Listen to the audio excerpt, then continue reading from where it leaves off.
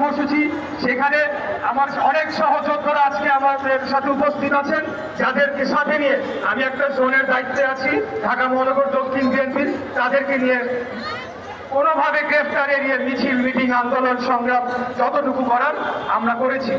আমি শুধু আপনাদের এতটুকুই বলবো যে আপনারা দেখেছেন যে কাপুরুষ ওবায়দুল কাদের সে এই পল্টনে পুলিশের পাহারা দিয়ে জনসমাবেশে করে সেখানে মঞ্চে দাঁড়িয়ে আঙ্গুল তুলে কুৎসিত ভাষায় বলেছিল কোথায় মির্জা ফখরুল, আর আমাদের পার্টি অফিসে তালা মারা, সেখানে ইলেকশন কমিশনে সে চিঠি দিয়ে যায়, চেয়ারের উপর রেখে যায়।